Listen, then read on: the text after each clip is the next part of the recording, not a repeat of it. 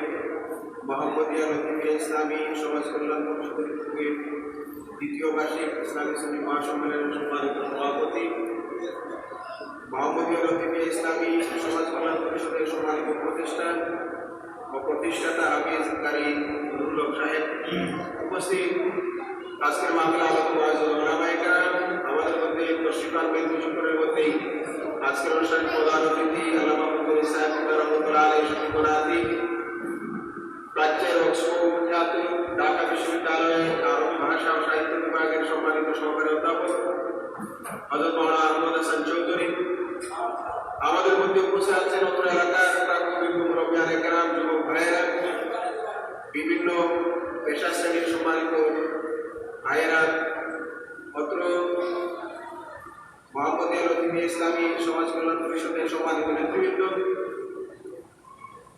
মহান রব্বুল আলামিনের শাহী দরবারে আমরা শুকরিয়া জ্ঞাপন করছি যে মহান রব্বুল আলামিন আমাদের সকলকে নবী করিম সাল্লাল্লাহু আলাইহি সাল্লামের ওলাদতের মাস, নবী করিম সাল্লাল্লাহু আলাইহি সাল্লামের জন্মের মাস মাহে রবিউল আউয়াল উপলক্ষে আয়োজিত পবিত্র ঈদে মিলাদুন নবী মাহফিলে আসার বসার কথা বলার তৌফিক দান করেছেন। আমরা সকলে একবার কৃতজ্ঞতা করে করি আলহামদুলিল্লাহ।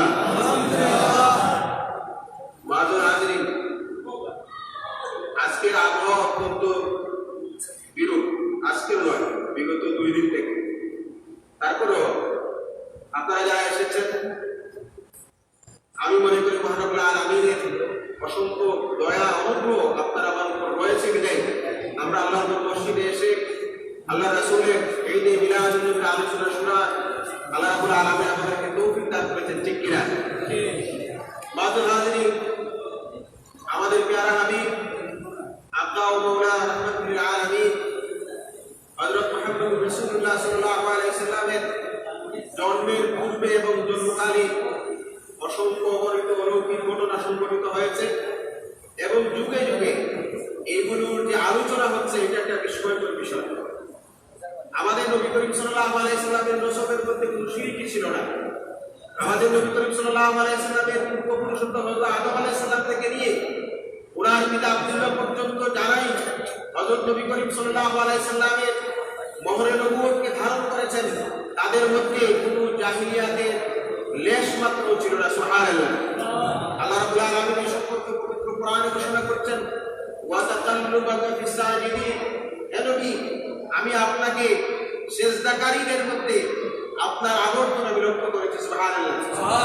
আল্লাহ রাব্বুল আলামিন বলছেন যে নবী করিম সাল্লাল্লাহু আলাইহি সাল্লাম যাদের মাধ্যমে এই ধরাতলে এসেছেন, আদম আলাইহিস সালাম থেকে নিয়ে ঈসা আলাইহিস সালাম, হযরত ঈসা আলাইহিস সালাম, পরবর্তীতে উনার বংশধারায় যারা নবী করিম সাল্লাল্লাহু আলাইহি সাল্লামের মোহরে নবুয়তকে ধারণ করেছিলেন, তাদের কেউ কখনো মুশরিক ছিলেন না, এরাও পবিত্র ছিলেন না, এদের মধ্যে কোনো জাহিলিয়তের লেশ মাত্র ছিল না। সুবহানাল্লাহ। আমরা ইতিহাস দেখি, পবিত্র কোরআনের মধ্যে আল্লাহ রাব্বুল আলামিন ঘোষণা করেছেন যুগ যুগ ধরে হযরত আদম আলাইহিস সালাম থেকে নিয়ে হযরত ঈসা আলাইহিস সালাম পর্যন্ত যত নবী রাসূল পৃথিবীতে এসেছেন, সকল নবী রাসূলগণ তার নিজ নিজ উম্মতদেরকে আমাদের নবী করিম সাল্লাল্লাহু আলাইহি সাল্লামের সংবাদ দিয়েছেন। আমাদের নবী করিম সাল্লাল্লাহু আলাইহি সাল্লাম সম্পর্কে ওনারা বিভিন্ন বর্ণনা দিয়েছেন। আল্লাহ রাব্বুল আলামিন সকল নবী রাসূলগণের কাছ থেকে আমাদের নবীর প্রতি ঈমান আনার অঙ্গীকার নিয়েছেন। আমরা পবিত্র কোরআনের মধ্যে দেখি আল্লাহ রাব্বুল আলামিন বলছেন, وَإِذْ أَخَذَ اللَّهُ مِيثَاقَ النَّبِيِّينَ لَمَا آتَيْتُكُم مِّن كِتَابٍ وَحِكْمَةٍ ثُمَّ جَاءَكُمْ رَسُولٌ مُصَدِّقًا لِمَا مَعَكُمْ لَتُؤْمِنُنَّ بِهِ وَلَتَنصُرُنَّهُ قَالَ أَقْرَرْتُمْ وَأَخَذْتُمْ عَلَىٰ ذَٰلِكُمْ إِصْرِي قَالُوا أَقْرَرْنَا قَالَ فَاشْهَدُوا وَأَنَا مَعَكُمْ مِنَ الشَّاهِدِينَ। আল্লাহ রাব্বুল আলামিন কোরআন শরীফের মধ্যে ঘোষণা করছেন যে আমার নবী যখন এই পৃথিবীতে আসবেন, আল্লাহ রাব্বুল আলামিন লম্বা করে বলছেন যে হে নবী রাসূলগণ, তোমাদের কাছে যখন যে কিতাবে আসে না কেন, তোমাদের পরবর্তীতে আমার নবী মুহাম্মদুর রাসূলুল্লাহ সাল্লাল্লাহু আলাইহি সাল্লাম এই পৃথিবীতে আসবেন এবং তোমাদের নবুয়তে, তোমাদের কিতাবসমূহে উনি সত্যতার সাক্ষী দিবেন। তোমরা কোন নবী যদি আমার নবী মুহাম্মদকে তোমাদের জীবদ্দশায় পাও, অবশ্যই তোমরা আমার নবী মুহাম্মদুর রাসূলুল্লাহর প্রতি ঈমান আনবে, ওয়ালা তানসুরুন্নাহু, আর তোমরা অবশ্যই তাকে সাহায্য সহযোগিতা করবে। সুবহানাল্লাহ। তাহলে আমরা দেখলাম আল্লাহ রাব্বুল আলামিন সকল নবী রাসূলগণের কাছ থেকে আখেরি নবী সরকারে কায়নাত ফখরে মাওজুদাত রাহমাতুল লিল আলামিন নবী মুহাম্মদুর রাসূলুল্লাহ সাল্লাল্লাহু আলাইহি সাল্লামের উপর ওনাদের জীবদ্দশায় নবী তসলিম আনলে তার প্রতি ঈমান আনা এবং তাকে অবশ্যই সাহায্য করার অঙ্গীকার নিয়েছেন। আলহামদুলিল্লাহ। বাজার হাজিরিন, যেহেতু মিলাদুন নবীর আলোচনা আজকের এই মাহফিল, আমি সময় কম, আর হয়তো আধা ঘন্টা বলা যাবে, এসার আগে শেষ করতে হবে। নবী করিম সাল্লাল্লাহু আলাইহি সাল্লামের জন্মের পূর্বে এবং নবী করিম সাল্লাল্লাহু আলাইহি সাল্লামের জন্মের সময়ে অসংখ্য অগণিত অলৌকিক ঘটনা, যেটাকে মুহাদ্দিসিনে কেরামগণ, যেটাকে ঐতিহাসিকগণ ইরহাসাত করেছেন। সুবহানাল্লাহ। আমি নবী করিম সাল্লাল্লাহু আলাইহি সাল্লামের জন্মের পূর্বে দুই একটা ইতিহাসাত, দুই একটা অলৌকিক ঘটনা আপনাদের সম্মুখে বলার চেষ্টা করবো ইনশাআল্লাহ। আমরা দেখি আল্লাহ রাসূলের দাদা যান, আল্লাহ রাসূলের দাদা যানের নাম আপনারা বলতে পারেন কিনা? আল্লাহ রাসূলের দাদা যান আব্দুল মুত্তালিব, খাজা আব্দুল মুত্তালিব একদিন স্বপ্ন দেখে অত্যন্ত ভীত সন্ত্রস্ত হয়ে গেলেন, অত্যন্ত ভয় পেয়ে গেলেন। তিনি তৎকালীন সময়ে কুরাইশদের একজন পাদ্রীর কাছে গেলেন, রুহানি আলিমের কাছে গেলেন। যাওয়ার পরে তিনি ওই আলিমকে বললেন, গতকালকে আমি কাবা শরীফের হাজরে আসওয়াদের মধ্যে ঘুমন্ত অবস্থায় ছিলাম, আমি স্বপ্নে দেখলাম আমার হাতে একটা গাছ আছে, একটা বৃক্ষ আছে। সুবহানাল্লাহ। খাজা আব্দুল মুত্তালিব ওনার স্বপ্নে আরো বলছেন, আমি দেখলাম এই বৃক্ষটির, এই গাছটির মাথা আকাশচুম্বী, এর শাখা প্রশাখা পৃথিবীর পূর্ব প্রান্ত থেকে পশ্চিম প্রান্তে ছড়িয়ে আছে। এই বৃক্ষের আলোটা সূর্যের আলোর থেকে 70 গুণ বেশি।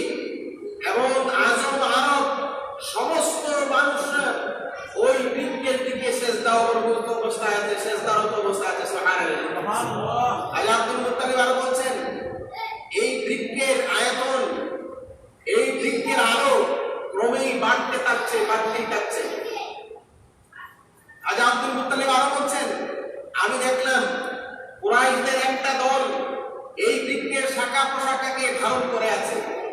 আমি আরো দেখলাম কুরাইশদের আরো একটা দল এই বৃক্ষটাকে কাটার জন্য, এই বৃক্ষটাকে কেটে ফেলার জন্য ওরা অনেক চেষ্টা সাধনা করছে, কিন্তু একটা অদৃশ্য শক্তি তাদেরকে পিছু হটিয়ে দিচ্ছে, অর্থাৎ এই গাছটা থেকে, এই গাছকে কাটার থেকে তাদেরকে বিরত রাখছে। সুবহানাল্লাহ। ওই কুরাইশ রুহানি আলী যখন রাজা আব্দুল মুত্তালিবের স্বপ্নের কথা শুনলেন, ওনার চেহারাটা ফ্যাকাশে হয়ে গেল। উনি স্বপ্নের তাবির হিসাবে বললেন যে রাজা আব্দুল মুত্তালিব, আপনি যদি সত্যি এই স্বপ্ন দেখে থাকেন, তাহলে আপনি জেনে রাখেন আপনার পরিবারের মধ্যে এমন একজন ছেলে সন্তান জন্মগ্রহণ করবে, সারা পৃথিবীটা তরতলগত হবে, পৃথিবীর পূর্ব থেকে পশ্চিম প্রান্তের সমস্ত মানুষরা তার অনুগত হবে। সুবহানাল্লাহ। নবী করিম সাল্লাল্লাহু আলাইহি সাল্লামের নবুয়ত যখন প্রকাশিত হলো, রাজা আব্দুল মুত্তালিব তখনও জীবিত। ইতিহাসের মধ্যে পাওয়া যায় জহুরি নবুয়তের পরে নবী করিম সাল্লাল্লাহু আলাইহি সাল্লামের নবুয়ত প্রকাশিত হওয়ার পরে ওনার দাদা রাজা আব্দুল মুত্তালিব এই ঘটনাটাকে বিভিন্নভাবে বর্ণনা করে বলতেন, খোদার কসম করে বলছি এই বৃক্ষটি ছিল কাসিম আল আমিন। সুবহানাল্লাহ। আবুল কাসিম আল আমিন আল্লাহ রাসূলের দুইটা উপাধি ছিল, একটা ছিল আবুল কাসিম, আরেকটা ছিল আল আমিন। জানি কিনা আমরা, আল্লাহ রাসূলের অনেকগুলো উপাধি ছিল। এর মধ্যে আরবের অন্ধকার যুগের মানুষরা, কুরাইশরা আল্লাহ রাসূলের বিশ্বস্ততার প্রতি তারা খুশি হয়ে আল্লাহ রাসূলকে তারা নাম দিয়েছিল, উপাধি দিয়েছিল আল আমিন। এই জন্য আব্দুল মুত্তালিব বলছেন যে এই বৃক্ষটি আবুল কাসিম আল আমিন, অর্থাৎ নবী মুহাম্মদুর রাসূলুল্লাহ সাল্লাল্লাহু আলাইহি সাল্লাম। তাহলে আমরা দেখলাম আল্লাহ রাসূলের দাদা উনি একজন পৌত্তলিক ছিলেন। আল্লাহ রাব্বুল আলামিন নবী করিম সাল্লাল্লাহু আলাইহি সাল্লামের সুসংবাদ উনার দাদা পৌত্তলিক হওয়ার পরেও স্বপ্ন যুগে উনাকে দেখিয়েছেন। ঠিক কিনা? মাযুর হাজরিন, দ্বিতীয় যে ইতিহাস অলৌকিক ঘটনা, সেটা হলো শাম দেশের ইহুদিদের কাছে হযরত ইয়াহইয়া আলাইহিস সালামের সাদা রেশমি রক্ত মাখা জামা ছিল। ইয়াহইয়া আলাইহিস সালামকে তারা মারছিল না, জানেন কি আপনারা? ইয়াহইয়া আলাইহিস সালামকে তার সন্তানরা হত্যা করেছিল। লম্বা কাহিনী, পিছন দিকে যাচ্ছে না। উনাকে যখন তারা শহীদ করে, তখন ওনার গায়ের মধ্যে সাদা রেশমি পোশাক ছিল, রেশমের সাদা পোশাক ছিল। এই পোশাকটা ওনার শরীরের রক্ত মুবারকে একেবারে কি হয়ে গেছিল? লাল হয়ে গিয়েছিল। শামের ইহুদিদের যে কিতাব ছিল, সেই কিতাবের মধ্যে লেখা ছিল হযরত ইয়াহইয়া আলাইহিস সালামের সেই জুব্বা থেকে ফুটা ফুটা করে রক্ত পড়বে, ফুটা ফুটা করে রক্ত পড়বে। যখন ফুটা ফুটা করে রক্ত পড়ে শেষ হয়ে এই জামাটা আবার সাদা হয়ে যাবে, তখন নবী করিম সাল্লাল্লাহু আলাইহি সাল্লামের পিতা হযরত আব্দুল্লাহ রাদিয়াল্লাহু তাআলা আনহু এই পৃথিবীতে আগমন করবেন। সুবহানাল্লাহ। যখন এই আলামতটা প্রকাশ পেল, অর্থাৎ যখন হযরত ইয়াহইয়া আলাইহিস সালামের জুব্বা মুবারকটা সাদা হয়ে গেল, তখন শামের ইহুদি পণ্ডিতরা, যারা ইহুদি আলিম ছিল, তারা বুঝতে পারলো নবী করিম সাল্লাল্লাহু আলাইহি সাল্লামের পিতা হযরত আব্দুল্লাহ রাদিয়াল্লাহু তাআলা আনহু পৃথিবীতে জন্মগ্রহণ করেছেন। কুরাইশদের একদল ব্যবসায়ী এক সময় শাম দেশে ব্যবসা বাণিজ্যের জন্য গিয়েছিল। তারা যখন শাম দেশে গেল, শাম দেশের ইহুদি পণ্ডিতরা তাদেরকে দাওয়াত দিয়ে নিয়ে গেল। দাওয়াত দিয়ে নিয়ে তাদেরকে জিজ্ঞাসা করলো, তোমাদের সমাজে কুরাইশদের মধ্যে একজন মানুষ জন্মগ্রহণ করেছেন যার নাম হচ্ছে আব্দুল্লাহ, তার সম্পর্কে তোমরা আমাকে কিছু বলো। তখন কুরাইশদের ওই ব্যবসায়ী দলের মধ্যে যারা ছিলেন, তারা নবী করিম সাল্লাল্লাহু আলাইহি সাল্লামের পিতা হযরত আব্দুল্লাহ রাদিয়াল্লাহু তাআলা আনহু রূপ সৌন্দর্যের বর্ণনা দিলেন। তারা সেই নূরের কথা বললেন যে নূরটা হযরত আব্দুল্লাহর কপাল মুবারকের মধ্যে, পেশানি মুবারকের মধ্যে চঞ্চল করছিল, সেই নূরের কথা তারা বললেন সুবহানাল্লাহ। ইহুদি আলিমরা যখন আব্দুল্লাহর কপাল মুবারকে নূরের কথা যখন তারা শুনলেন, তখন তারা বললেন, এ কুরাইশদের ব্যবসায়ী সম্প্রদায়, তোমরা জেনে রাখো এই নূর আব্দুল্লাহ নয়, এই নূর হচ্ছে আব্দুল্লাহর পুত্র মুহাম্মদের নূর। সুবহানাল্লাহ। এই নূর আব্দুল্লাহর নূর সে পৃথিবীতে আগমন করবে। সুবহানাল্লাহ। আমরা ইতিহাসের মধ্যে দেখি নবী করিম সাল্লাল্লাহু আলাইহি সাল্লামের সেই মোহরে নবুয়ত, মুহাম্মদ সাল্লাল্লাহু আলাইহি সাল্লামের সেই নূর মুবারকটা ওনার বাবা পেশানি মুবারকের মধ্যে যখন চঞ্চল করছিল, তার সেই নূরের আলোতে, তার সেই নূরের আলোটা চড়তে চড়তে, এটা ছড়াতে ছড়াতে শাম থেকে সিরিয়া পর্যন্ত ছড়িয়ে পড়েছিল। আমরা ইতিহাসের মধ্যে দেখি সিরিয়ার অনেক সুন্দরী মহিলা, তার মধ্যে একজনের নাম ছিল ফাতেমা। এই ফাতেমা সহ অসংখ্য সুন্দরী রমণীরা নবী করিম সাল্লাল্লাহু আলাইহি সাল্লামের সেই নূর, যেটা ওনার বাবার কপাল মুবারকের মধ্যে ছিল, সেই নূরকে পাওয়ার জন্য, সেই নূরের মর্যাদায় মর্যাদাশীল হওয়ার জন্য নবী করিম সাল্লাল্লাহু আলাইহি সাল্লামের বাবার কাছে ওনারা বিবাহের প্রস্তাব দিয়েছিলেন। সুবহানাল্লাহ। আল্লাহ রাসূলের পিতা হযরত আব্দুল্লাহ অবশেষে মা আমিনা জুহরা রাদিয়াল্লাহু তাআলা আনহার সাথে যখন বিবাহ বন্ধনে আবদ্ধ হলেন, সিরাতের কিতাবের মধ্যে পাওয়া যায়, ইতিহাসের কিতাবের মধ্যে পাওয়া যায়, তাদের বিবাহের কিছুদিন পরেও হযরত আব্দুল্লাহর কপাল মুবারকের মধ্যে মোহরে নবুয়তটা জ্বলজ্বল করছিল। সুবহানাল্লাহ। হযরত আব্দুল্লাহর কপাল মুবারক থেকে, পেশানি মুবারক থেকে যখন নবী করিম সাল্লাল্লাহু আলাইহি সাল্লামের সেই নূরটা মা আমিনার রেহেমের মধ্যে, গর্ভের মধ্যে স্থানান্তরিত হলো, তখন অনেক কিছুই ঘটেছে। আমরা দেখি যখন মা আমিনার গর্ভে নবী করিম সাল্লাল্লাহু আলাইহি সাল্লামের নূর মুবারকটা স্থানান্তরিত হলো, তখন কাবা শরীফের মধ্যে সহ সমস্ত পৃথিবীতে যত দেবদেবী ছিল, সমস্ত দেবদেবী নবী করিম সাল্লাল্লাহু আলাইহি সাল্লামের সেই নূরটাকে সিজদা করার জন্য সিজদা অবনত হয়েছিল। সুবহানাল্লাহ। ফেরেশতাগণ শয়তানের সিংহাসনকে উপর করে সমুদ্রে ফেলে দিয়েছিলেন এবং শয়তানকে শাস্তি দিয়েছিলেন। ইবলিস শয়তান সেখান থেকে পলায়ন করে জাবালে আবু কুবাইস, সেই জাবালে আবু কুবাইসের পাদদেশে এসে চিৎকার করে কান্নাকাটি করেছিল। সুবহানাল্লাহ। শয়তান 3 দিন কেঁদেছে। এর মধ্যে আল্লাহ রাসূল যখন ওনার মায়ের রেহেমের মধ্যে এসেছিলেন, ওই সময় সে কেঁদেছিল। আল্লাহ রাসূল যখন পৃথিবীতে ভূমিষ্ঠ হয়েছিলেন, ওই সময় শয়তান ইবলিস চিৎকার করে কেঁদেছিল।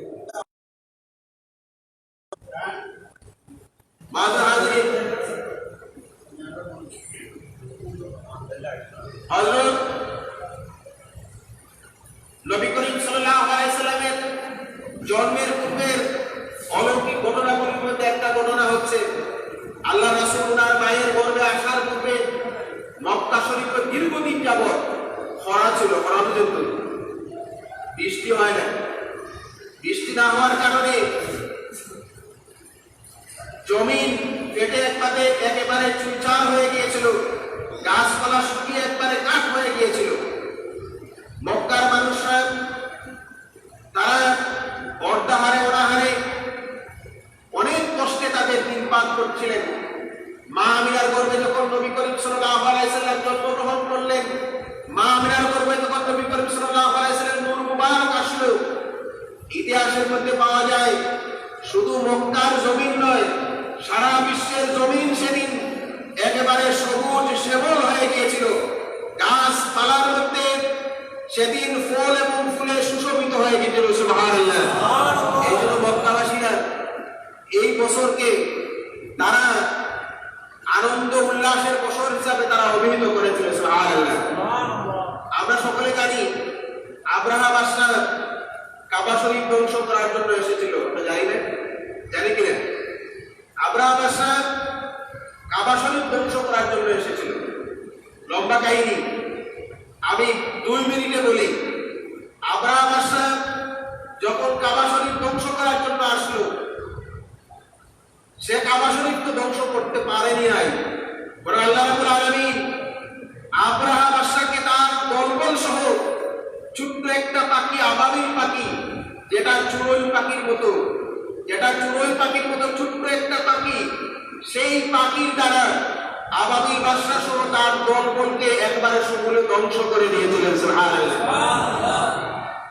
ঐতিহাসিকরা বলছেন, মুহাদ্দিসিনে কেরামগণ বলছেন, আল্লাহর রাসূল ওই আব্রাহাম বাদশাহ যেদিন ধ্বংস হয়েছিল, আব্রাহাম বাদশাহ ধ্বংস হওয়ার পর থেকে 40 দিন, 50 দিন অথবা 55 দিন পরে এই পৃথিবীতে ভূমিষ্ঠ হয়েছিলেন। আল্লাহর রাসূল এই পৃথিবীতে ভূমিষ্ঠ হবেন, এই কারণে আল্লাহ রাব্বুল আলামিন কাবাকে ধ্বংস হতে দেন নাই। আল্লাহ রাব্বুল আলামিন আল্লাহর নবীর কারণে আব্রাহাম বাদশাহকে আবাবিল পাখির দ্বারা তার দলবল সহ সমূলে ধ্বংস করে দিয়েছিলেন। সুবহানাল্লাহ। নবী করিম সাল্লাল্লাহু আলাইহি ওয়াসাল্লাম যখন এই দরাদরি তশরিফ আনলেন, তখন অনেক ইতিহাসাক হয়েছে, অনেক অলৌকিক ঘটনা সংঘটিত হয়েছে। আপনারা এগুলো অনেক সময় শুনে থাকেন। আমরা আমাদের নবীর আম্মাজান হযরত আমিনা রাদিয়াল্লাহু তাআলা জবান মুবারক থেকে ওনার যে একটা বর্ণনা আছে, ওনার অনেকগুলো বর্ণনা আছে, তার মধ্যে থেকে 2টা বর্ণনা আমরা আজকে শুনবো। আম্মাজান হযরত আমিনা রাদিয়াল্লাহু তাআলা বর্ণনা করছেন, যখন যে রাতে মুহাম্মদ জন্মগ্রহণ করলেন, ওই রাত্রিতে এই দিন থেকে ওই রাত্রি প্রায় 4 মাস পূর্বে আমার স্বামী ইন্তেকাল করেছিলেন মদিনায়, এবং সেখানেই তাকে কবর দেওয়া হয়েছিল। যেদিন আমার সন্তান মুহাম্মদ এই পৃথিবীতে আগমন করবেন, এই রাত্রিতে তার দাদা আব্দুল মুত্তালিব উনি কাবা গৃহের মধ্যে গিয়েছিলেন তওয়াফ করার জন্য। আমি ঘরের মধ্যে একা একা ছিলাম। উনি বলছেন, আমি একবার উপরের দিকে তাকালাম, তাকিয়ে দেখলাম ছাদের উপর থেকে বিশাল একটা কি জিনিস আমার ঘরের মধ্যে প্রবেশ করছে। আমি এটা দেখে ভয়ে একেবারে কম্পিত হয়ে গেলাম। কিছুক্ষণ পর আমি অনুভব করলাম, ওই যে একটা জিনিস আমার ঘরের মধ্যে প্রবেশ করেছে, সেটা সাদা রঙের একটা পাখি। ওই পাখিটা তার ডানা দিয়ে আমার বুকের মধ্যে আস্তে আস্তে নাড়াচাড়া করছে। এই নাড়াচাড়া করার কারণে আমার ভয় দূর হয়ে গেল, আমার খুব পিপাসা পেল।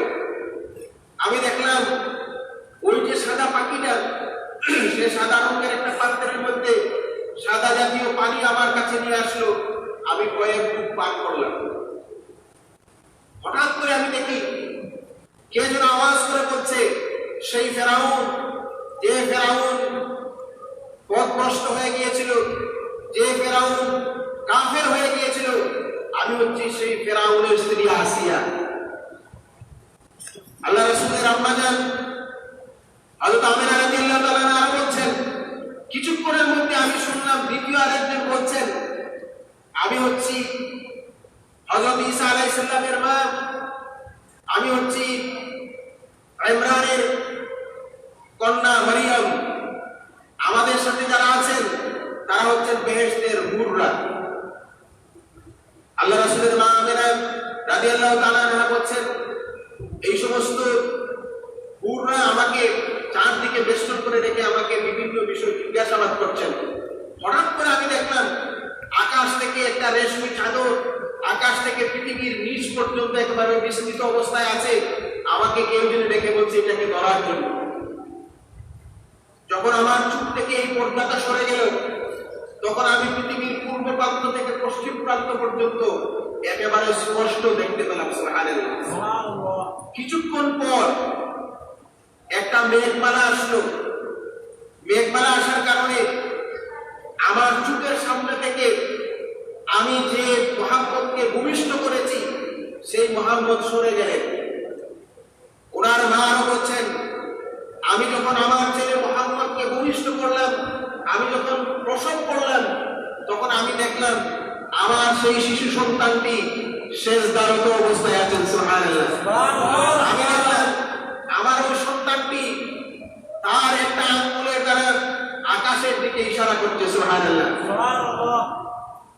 নবী করিম সাল্লাল্লাহু আলাইহি ওয়াসাল্লাম আম্মাজান হযরত আমিনা বিনতে জোহরা রাদিয়াল্লাহু তাআলা আরো বলছেন, আমি শুনতে পেলাম কে যেন ঘোষণা করে বলছে, রাহমাতুল লিল আলামিন নবী মুহাম্মদ রাসূলুল্লাহ সাল্লাল্লাহু আলাইহি সাল্লামকে সারা পৃথিবী ভ্রমণ করানো হয়েছে, যাতে করে সমস্ত পৃথিবীর মানুষ থেকে নিয়ে সমস্ত পৃথিবীর জীব জন্তু, একেবারে জিন ইনসান সমস্ত মানুষরা যাতে, সমস্ত মাখলুকাতরা যাতে নবী করিম সাল্লাল্লাহু আলাইহি সাল্লামের নাম, নবী করিম সাল্লাল্লাহু আলাইহি সাল্লামের চরিত্র বৈশিষ্ট্য, নবী করিম সাল্লাল্লাহু আলাইহি সাল্লামকে ভালো করে চিনতে পারে। সুবহানাল্লাহ।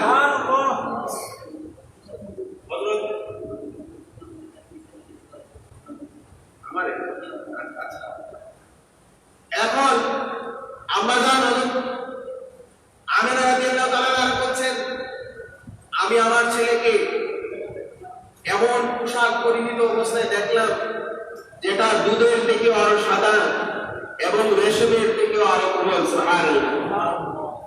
আমি যে হাদিসটা প্রথমেই তেলাওয়াত করেছি হযরত ইরবাদ ইবনে সারিয়া রাদিয়াল্লাহু তাআলা থেকে, যেটা মুসনাদে আহমদের মধ্যে আছে, তিবরানির মধ্যে আছে, আল্লাহ রাসূল বলছেন, আমি হচ্ছি ওই সময়, আমি হচ্ছি আল্লাহর বান্দা এবং খাতামুন নবী হিসাবে সর্বশেষ নবী, যখন হযরত আদম আলাইহিস সালাম মাটির সাথে মিশ্রিত অবস্থায় ছিলেন। সুবহানাল্লাহ। আল্লাহ রাসূল নিজে আরো ঘোষণা করছেন, আমি তোমাদেরকে আরো ঘোষণা করছি, আমি হচ্ছি আমার আদি পিতা হযরত ইব্রাহিম আলাইহিস সালামের দোয়ার ফসল, ইন্নী দাওয়াতু আবি ইব্রাহিম, আমি হচ্ছি আমার আদি পিতা হযরত ইব্রাহিম আলাইহিস সালামের দোয়ার ফসল। হযরত ইব্রাহিম আলাইহিস সালামের সেই দোয়াটা আল্লাহ রাব্বুল আলামিন পবিত্র কোরআনে ঘোষণা করছেন, রব্বানা ওয়া বা'আস ফীহিম রাসূলাম মিনহুম ইয়াতলু আলাইহিম আয়াতিকা ওয়া ইউআল্লিমুহুমুল কিতাবা ওয়াল হিকমাতা ওয়া ইউযাক্কিহিম ইন্নাকা আনতাল আজিজুল হাকীম। আল্লাহ রাব্বুল আলামিন হযরত ইব্রাহিম আলাইহিস সালামের সেই দোয়াটা পবিত্র কোরআনের মধ্যে বর্ণনা করেছেন। হযরত ইব্রাহিম আলাইহিস সালাম আল্লাহর কাছে দোয়া করেছিলেন, রব্বানা ওয়া বা'আস ফীহিম রাসূলাম মিনহুম ইয়াতলু আলাইহিম, হে আমার প্রতিপালক, তুমি আমার সম্প্রদায়ের মধ্যে, আমার কওমের মধ্যে, আমার পরিবারের মধ্যে এমন একজন নবী রাসূল পাঠিয়ে দাও, যে নবী তোমার কোরআন তেলাওয়াত করে তার সম্প্রদায়কে পড়ে শোনাবে, যে নবী তার সম্প্রদায়কে হিকমত শিক্ষা দিবে, যে নবী তার সম্প্রদায়কে কোরআন শিক্ষা দিবে, যে নবী তার সম্প্রদায়কে তাসকিয়া সরকার আত্মার পরিশুদ্ধি করবে, এমন একজন নবী রাসূল আমার সম্প্রদায়ের মধ্যে পাঠিয়ে দাও। আল্লাহ রাব্বুল আলামিন হযরত ইব্রাহিম আলাইহিস সালামের দোয়া কবুল করেছিলেন। হযরত ইব্রাহিম আলাইহিস সালামের বংশের মধ্যে আমাদের প্যারা নবী, আখিরি নবী মুহাম্মদুর রাসূলুল্লাহ সাল্লাল্লাহু আলাইহি ওয়াসাল্লামকে আল্লাহ রাব্বুল আলামিন পাঠিয়েছেন। সুবহানাল্লাহ। আল্লাহ রাসূল আরো ঘোষণা করছেন, ওয়া বিশারাতু ঈসা, আমি হচ্ছি আল্লাহর নবী হযরত ঈসা আলাইহিস সালামের সুসংবাদ।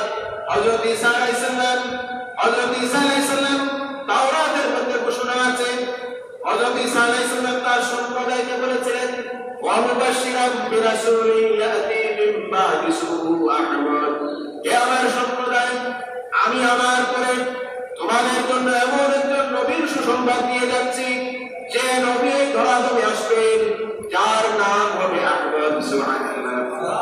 আমাদের নবীর দুইটা নাম ছিল, জাতি নাম, একটা ছিল মুহাম্মদ, আরেকটা ছিল আহমদ। আমাদের নবীর আহমদ নামটা তাওরাতের মধ্যে আছে, আর মুহাম্মদ নামটা পবিত্র কোরআনের মধ্যে আছে। আল্লাহ রাব্বুল আলামিন পবিত্র কোরআনের মধ্যে বলেছেন, মুহাম্মাদুর রাসূলুল্লাহ ওয়াল্লাযীনা মা'আহু আশিদ্দাউ আলাল কুফারি রুহামাউ বাইনাহুম তারাহুম রুকআন সুজদান ইয়াবতাগুনা ফাদলান মিনাল্লাহ ওয়া রিদওয়ানা।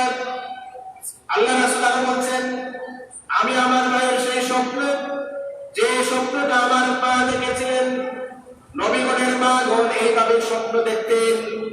আমার মা আমরা যখন আমাকে ভূমিষ্ঠ করলেন, তখন এমন একটি নূর দেখতে পেলেন, যে নূরের বদৌলতে তিনি মক্কা শরীফ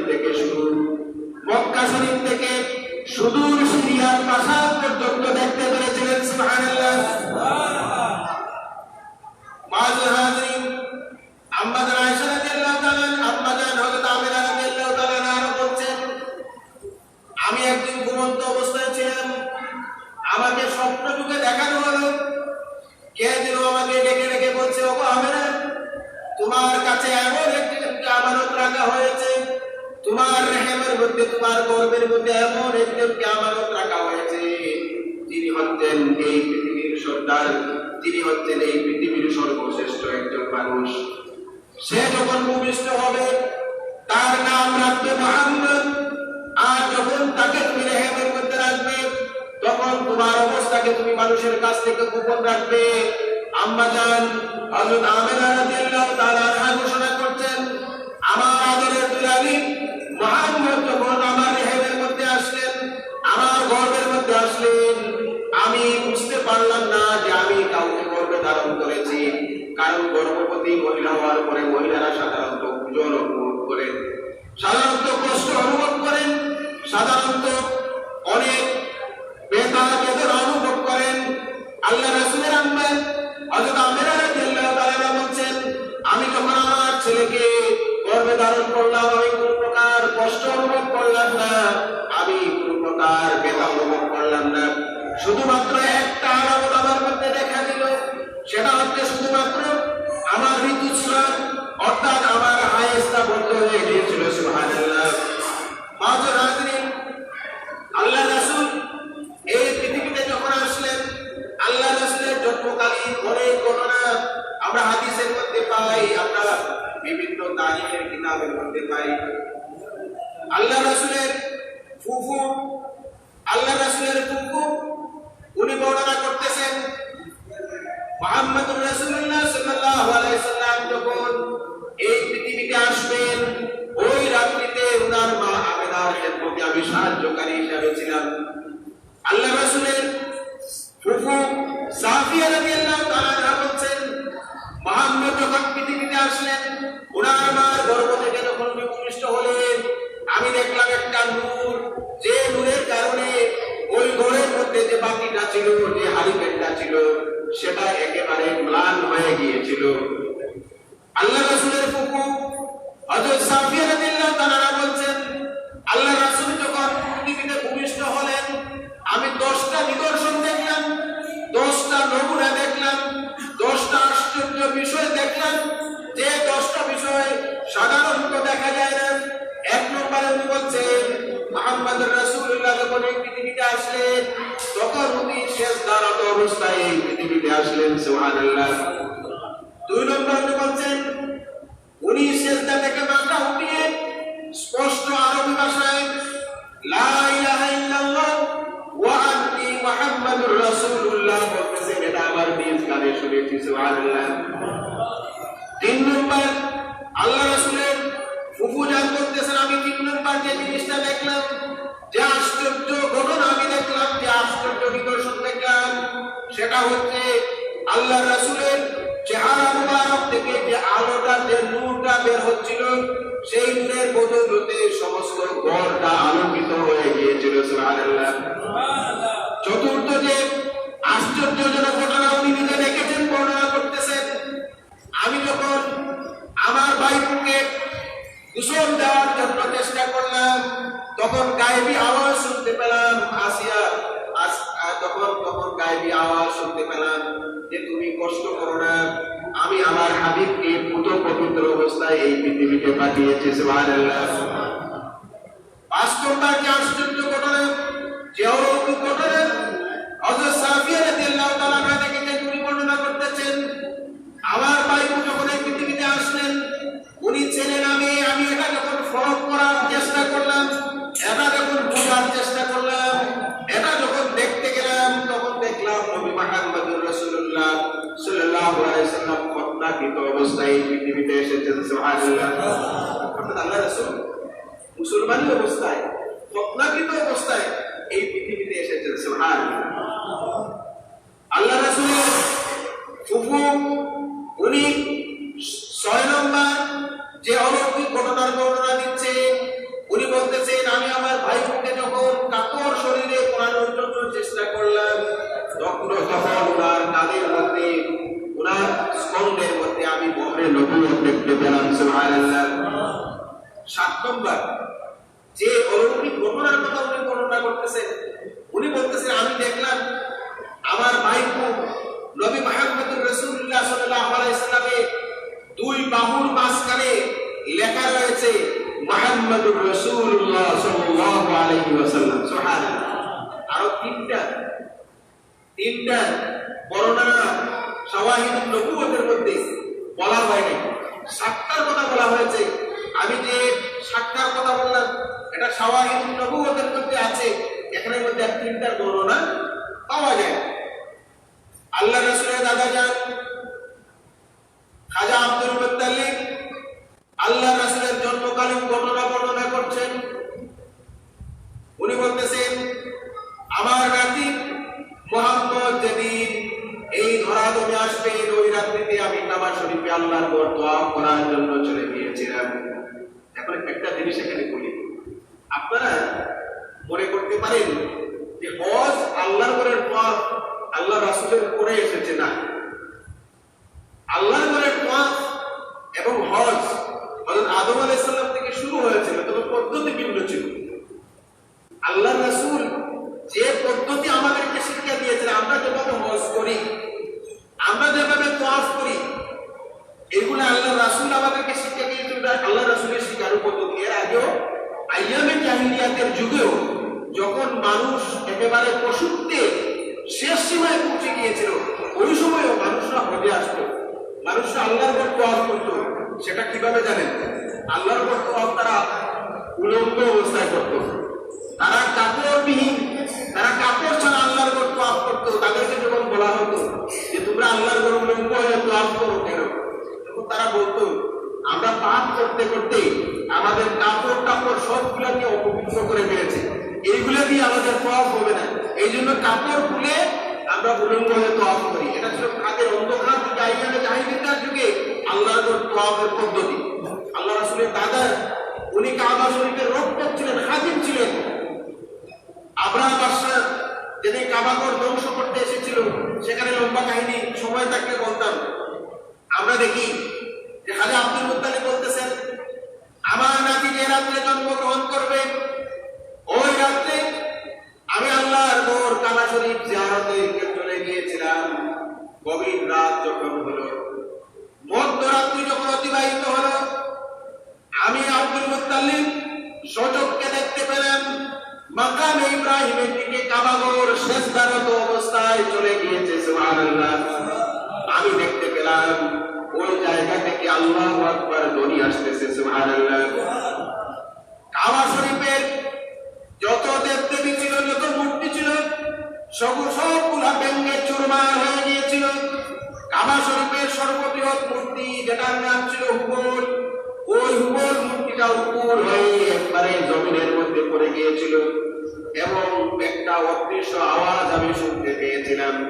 সেই অদৃশ্য আওয়াজটি ছিল, মা আমিনার গর্ভে মুহাম্মদুর রাসূলুল্লাহ ভূমিষ্ঠ হয়েছেন, তার উপর আল্লাহ রাব্বুল আলামিন রহমতের বৃষ্টি বর্ষণ করছেন। সুবহানাল্লাহ। এটা কার বর্ণনা? আল্লাহ রাসূলের দাদা আব্দুল মুত্তালিব, যিনি পৌত্তলিক ছিলেন, উনার বর্ণনা।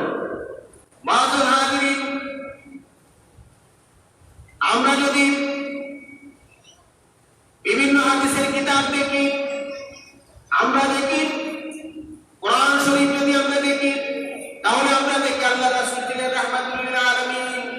আল্লাহ রাসূল হচ্ছেন সমস্ত বিশ্ববাসীর জন্য রহমত, করুণা। আল্লাহ রাব্বুল আলামিন হচ্ছেন বিশ্ব ব্রহ্মাণ্ডের প্রতিপালক। আল্লাহ হচ্ছেন রাব্বুল আলামিন। আমরা সূরা ফাতিহার প্রথম আয়াত পড়ি, আলহামদুলিল্লাহি রাব্বিল আলামিন। সমস্ত প্রশংসা হচ্ছে ওই আল্লাহর, যিনি হচ্ছেন সমস্ত ব্রহ্মাণ্ডের, সমস্ত কায়নাতের প্রতিপালক। আর আল্লাহ রাব্বুল আলামিন নিজে কোরআন শরীফে ঘোষণা করতেন, ওয়া মা আরসালনাকা ইল্লা রাহমাতাল লিল আলামিন। হে নবী, আমি আপনাকে এই সারা ব্রহ্মাণ্ডের জন্য, বিশ্ব ব্রহ্মাণ্ডের জন্য আমি আপনাকে রহমত হিসাবে প্রেরণ করেছি। আমি আল্লাহ হচ্ছি সারা বিশ্ব ব্রহ্মাণ্ডের প্রতিপালক, আর আপনি হচ্ছেন সারা বিশ্ব ব্রহ্মাণ্ডের জন্য রহমত। আমরা আল্লাহ রাসূলের 63 বছরের জিন্দেগি যদি দেখি, তাহলে আমরা দেখি আল্লাহ রাসূলের সেই 63 বছরের জিন্দেগি ছিল রহমতের করুণায় ভরপুর। আমি আমি একটি ঘটনা আপনাদেরকে বলি। ইহুদি একজন পণ্ডিত ছিল, যার নাম, সে আল্লাহ রাসূলের সাথে একটা অগ্রিম চুক্তি করেছিল। সেই চুক্তি শেষ হওয়ার 2 দিন পূর্বে সে আল্লাহ রাসূলের দরবারে আসলো। আসার পরে আল্লাহ রাসূলকে এসে বলল, মুহাম্মদ, তুমি আমার পাওনা পরিশোধ করো। কার করবে? অগ্রিম চুক্তি। আগের যুগে অগ্রিম চুক্তি হয়েছে, এখনো হয়। আমরা আমাদের জমি জমা বর্গা দিই না, সেটা অগ্রিম নেন। আপনি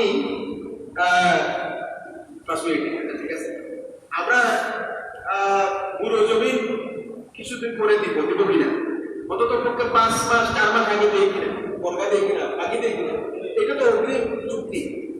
আল্লাহ রাসূল বলছে, সে অগ্রিম চুক্তি শেষ হওয়ার 2 দিন আগে আল্লাহ রাসূল বলতেছে, মুহাম্মদ, আমার পাওনা পরিশোধ করো।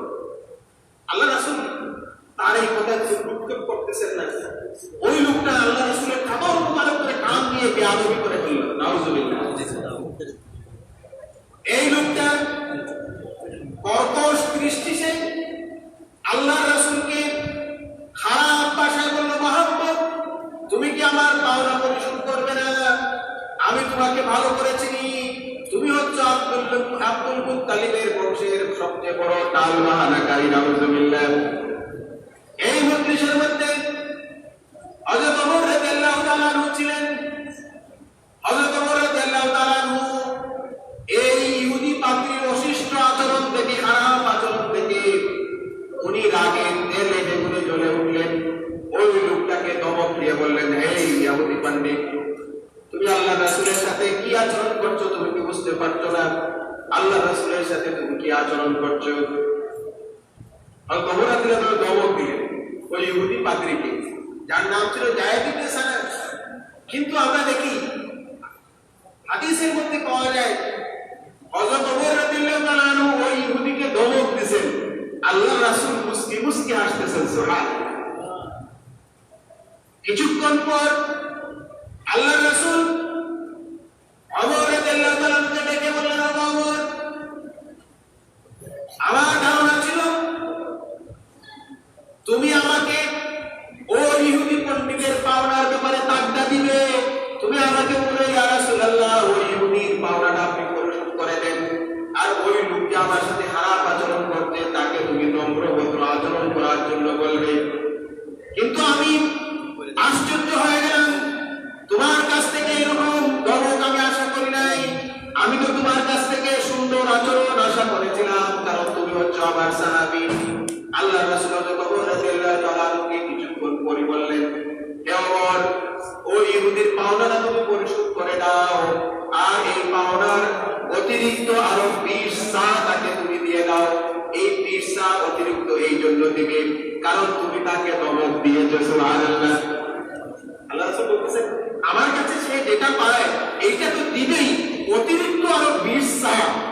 ওজনের সা একটা তরকারি ছিল, মনে করে 20 কেজি মনে করে, বলতেছেন তুমি তাকে আরো অতিরিক্ত 20 সা দিবে।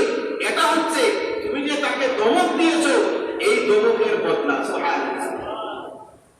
আমরা ইতিহাসের মধ্যে দেখি ওই ইহুদি পণ্ডিত যায়েদ ইবনে সানা যখন আল্লাহ রাসূলের দরবার থেকে পাওনা নিয়ে চলে যাচ্ছেন, তখন তিনি হযরত ওমর রাদিয়াল্লাহু তাআলা আনহুকে বলছিলেন, ওমর, তুমি আমাকে চিনতে পারো না, আমি হচ্ছে ইহুদি পণ্ডিত ইয়াজিদ যায়েদ ইবনে সানা। আমি আল্লাহ রাসূলের দরবারে জানা পাওনার জন্য আসি নাই, আমি এসেছিলাম আল্লাহ রাসূলকে পরীক্ষা করার জন্য। আল্লাহ রাসূলকে রাহমাতুল লিল আলামিন, আল্লাহ রাসূলকে দয়ার সাগর, আল্লাহ রাসূলকে দয়ার হিমাদ্রি, আল্লাহ রাসূলকে ধৈর্যের একেবারে চরম ধৈর্যশীল, এগুলো পরীক্ষার জন্য এসেছিলাম। আমি যেটার জন্য এসেছিলাম আমি সেটা পেয়ে গেছি। ইতিহাসের মধ্যে পাওয়া যায় কিছুদিন পরে ওই ইহুদি পণ্ডিত ইয়াজিদ যায়েদ ইবনে সানা আল্লাহ রাসূলের কাছে উনি কালিমা পড়ে মুসলমান হয়েছিলেন, এবং ওই যায়েদ ইবনে সানা মুসলমান হয়ে আল্লাহ রাসূলের সাথে অসংখ্য অগণিত যুদ্ধে উনি শরীক হয়েছিলেন। সুবহানাল্লাহ। আমরা যদি এইরকম কেউ আমাদের কাছে দেওয়া পাওনা থাকে, সে যদি 2 দিন আগে আইসা বলে যে আমার টাকা দাও, তারে আমি ধমক তো দিবই দিব, তারে বলবো পাওনা দেখবো মিটাইয়া দেবো, এখনো 2 দিন বাকি আছে, যাই এখান থেকে।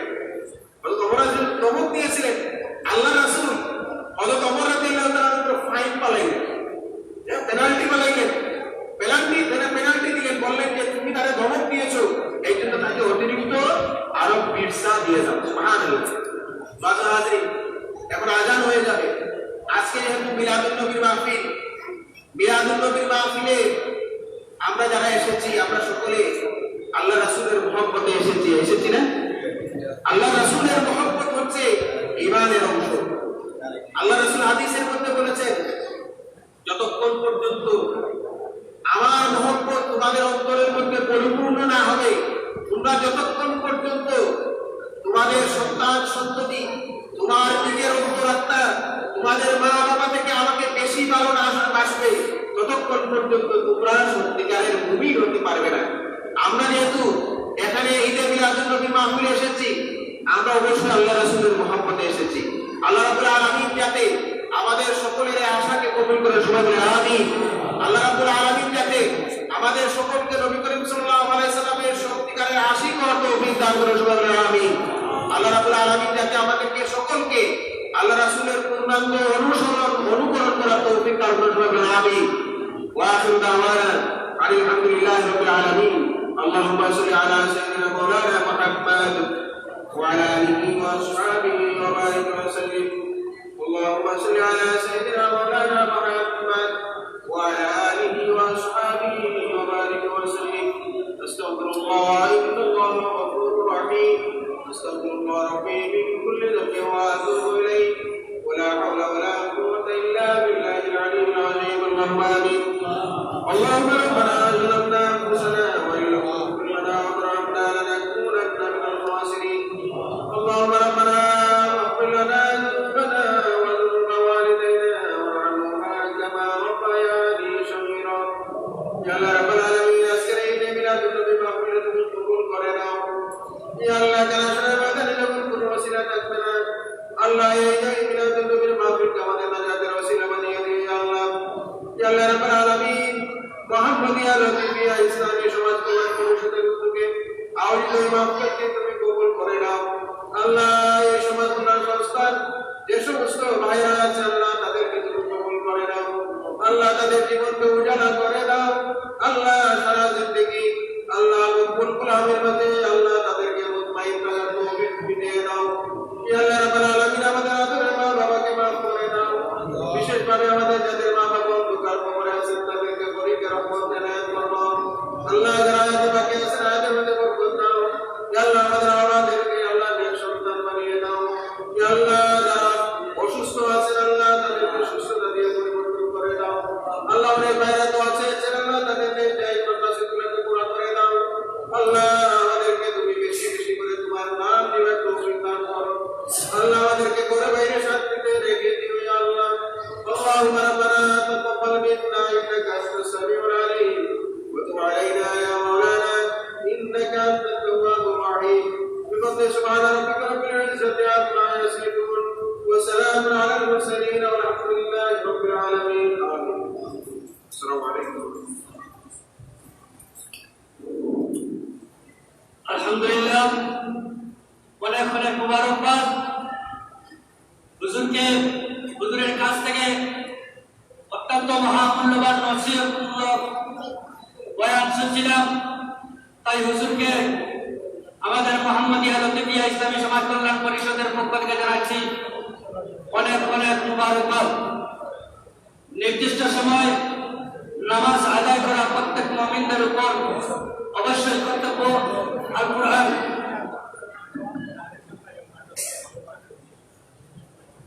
আলহামদুলিল্লাহ, সম্মানিত উপস্থিতি,